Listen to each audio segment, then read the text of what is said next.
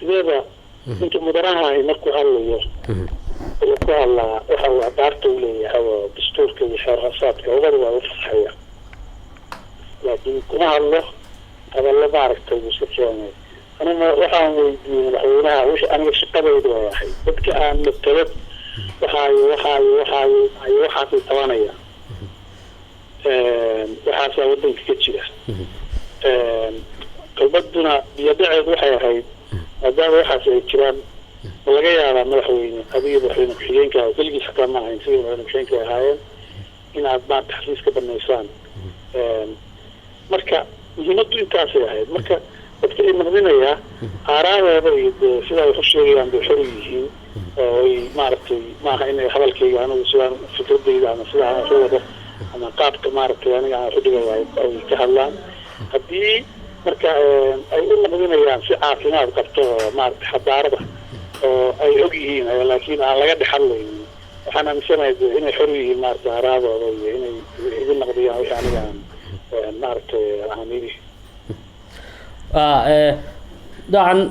waxaad ku jirtay weydiintaada soo jeedin ah in isagii madaxweyne ku-xigeenku khilaaf ay ka dhammaan waayeen oo ay tahay inay iscasilaan waxaa kaloo adeegsatay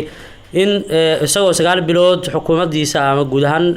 madaxweynaadkooda ay joogaan ay u eg yihiin dad xilli gabagabaha ku sugan marka waxaa la leeyahay arrintaas ka badbadisa ahayd ما سأل الله سعد بحكومة سيال بلوتشتا واحد بلوتشتا وقتي أي هذه مع شيء هدية كورون يعني مارك حني ممكن يعني حلية وفعنا حلية ذي بلوتشتا مركا حلية جات سكروانا إسخلاف إيماني هدية كورون عيد وحقبان يساعي سنتيني وحوض مارك تي خففي عن عيجتا وقت مارك تي يعني هيك سنة يعني مارك ماشي الله يكسر معين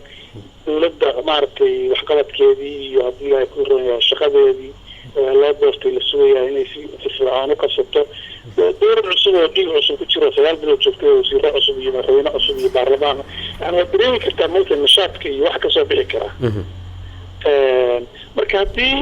ayadii waqtigaas markii la gaaray uu khilaaf iyo ama khilaaf yimaado ama ka aaraad wanaag u yimaado ama dadkii laftigooda wax tabashadoodii ay soo degdegto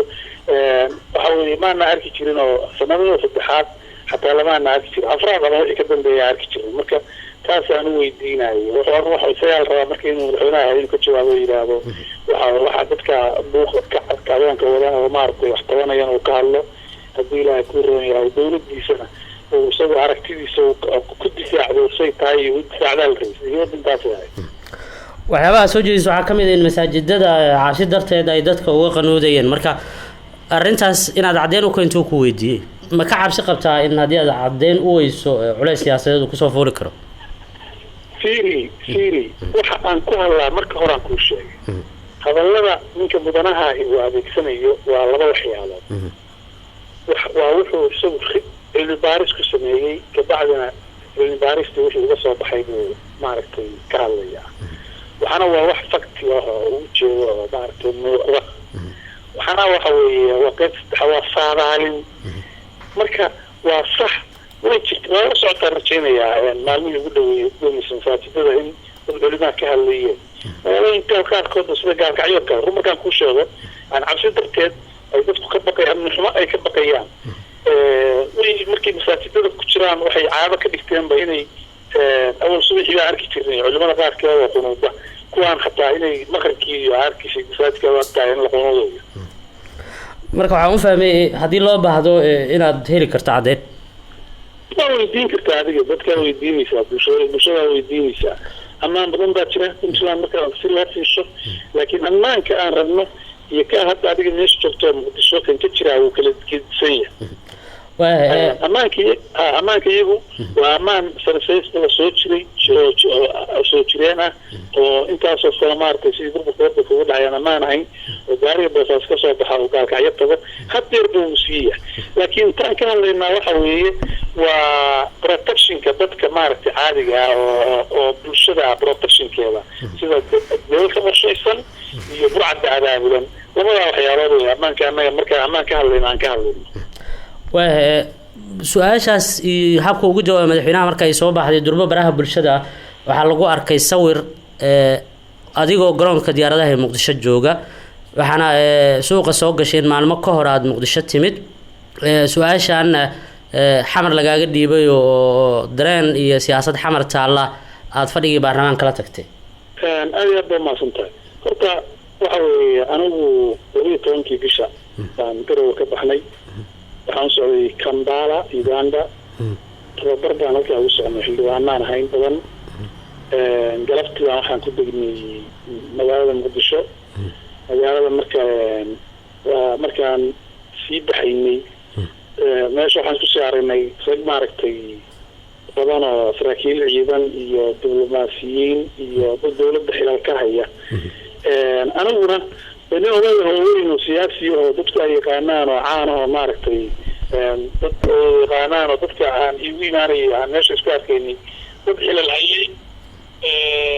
oo horeyn jiray iyo dad maaragtay aan xilal hayn iyo dad badan bay ahaayeen. annagana noomaysan imaanin marka laga reebo tiim ka socday baarlamaanka federaalka oo golaha shacabka maaragtay gaadiid iyo waxaas noo soo dirtay la inuu geeyaan. laakiin dadkan kale oo meesha aan isku aragnay dad kale ahaayeen oo iyaguna qaab kale taliyaha ciidanka waftooda markaa cusbaada lasoo baa nala socday diyaaradda nala saaraa isagay soo dhaweynayeen. annagana tiim practicalka iyo staafka maaragtay golaha shacabka baa na soo dhaweynayay. marka ragga meesha isugu nimid baan isku falfalaanay. Sayid Kampala ka mid ahaa, runtii waxaa ka mid ah maaragtay taliyayaasha ciidamada, dad fara badan baan meesha isugu nimid oo dadkii waa soo diranayna waa soo falaanay. wax qiimaa ay leedahay oo maaragtay dad culays ay leedahay xamaran waa magaaladeedii waa tagayaa waa tagi doonaa insha allah haddaana dhiman waa joogaa waa deganahay maaragtay wax qiimaa ay leedahay ma jirto. subaxiina waa baxnay waxaan aadnay Uganda. marka wax xiriir xamar iyo su-aashaada ka dhexeeya ma jiraan? firi aniga mudanaan ahay dadka halkaan degan baa u doortaa. xamarna dad bay u dirsadaan oo u doortaan. siyaasadda xamar taalla inaan saameyn ku leenahay annagay waajib nagu tahay oo aan saameyn ku yeelano. sababta waxa waaye waxaa ku jira jiritaanka dowladda xamar joogta jiritaankeeda iyo dowladnimadeeduna taasay ku jirtaa. annagana jiritaanka iyaga iyo dowladnimadeedu taasay ku jirtaa. laakiin shaksiyan anigu cid hadda maaragtay wax siyaasada oo aan maaragtay cid kale ugu xaglinayo ma jirto. absolutely ma jirto. xildhibaan baan ahay halkaa maaragtay puntland dadka odayaasha oo wadankan maaragtay runtii waktiga badan soo geliya usoo shaqaynaya waxyaala badan oo arrimaha bulshada iyo kasoo qabtay waan kamid ahay. halkaanaan joogaa. meel kastoo soomaalida ay joogtana dee waa suuqeyniyo meel alaaliyo meeshaan rabaa anigu aadi karaayo dastuurka ay siinaya inaan meel kasta oo qof soomaaliya jooga ama dhulka jamhuuriyadda soomaaliya kamid ahaan tegi karo. laakiin mar sidaa adigu hadda hadalkaaga waxa weeye dad xamar siyaasiyiinta joogta ama dowladda xamar joogta xiriir maleeda puntland kaga soo horjeeda saasaan qaatay soo ma aada iyo aad ma jirto waxba kama jira intaas. aniga laftigayga fikriyan waxaan uga fikra duwanahay weynaha iyo golaha xukuumadda habka macaamilka ah oo sida loola macaamilo oo kala taga ah oo runtii waan ka fikra duwanahay. waxaan uga fikra duwanahay u arkaa dowladda hadda xamar ka jirta oo dowladda federaalka oo xamar ka jirta runtii kaalin fara badan oo ay ku lahayd deegaankan inay gaftay gacan bidixayn badan inay ku wado bulshada deegaankan runtii inaan waxba ka soo gaarin waa dareemaysaa mashaariicaha iyo waxyaalaha horumarinta oo la bixiyo waa aragtaa. marka deegaanada kale wax loogu deeqaayo waxaa maqlaysa halkaa 200 milyan baa la siiyey 400 milyan baa la siiyey kaa waxaasa la siiyey. waxaa laga yaabaa in puntland la yidhaahdo iyadoo soomaaliya kuwaarta 3 meelood oo meel in la yidhahdo wax yar baa la siiyey. marka siyaasiyiin hogaanka hadda dowladda jooga ama wasiirkooda ha ahaadeen ama madaxweynaha ha ahaadeen golayaasha shacabka ma jiraan oo fulinta ah. waxaa moodaa in runtii sidii laga filayay aysan ahayn. marka taas laftigeeda waa wax soo jiray. wax dowladdan hadda abuurtay maahane dowladdii hore xataa waan ka tirsanaayo cabdul maxaarkaas sidaasay ku ahaayeen oo caqabado badan oo dhinaca mashaariicda oo ay ku sameeyeen oo jirto doonaysaa waxbarashadii oo kale waxaa jira waxyaalaha caafimaadka oo kale waxaa jira amniga kale ciidamada puntland oo 11 sano dagaal ku jirtay weligeedii aan lahayd haba yaraatay wax alla abuurto oo kasoo gaara dowladda dhexe oo ma jirto marka waxyaalahaas oo dhan waxa weeye wax runtii ay tirsanayaan dadkaani waa inay maaragtay xaq lahaayeen laakiin ay waayeen nimankaas hadda talada hayo xamar joogana laga rabay laakiin annagu baarlamaankaas federaalka ee golaha shacabka iyo aqalka sare labadaba wada shaqeynaa laakiin golaha fulinta ma wada shaqeynaa xukuumadda waa xildhibaan cawil xasan daad aad ma hadsanta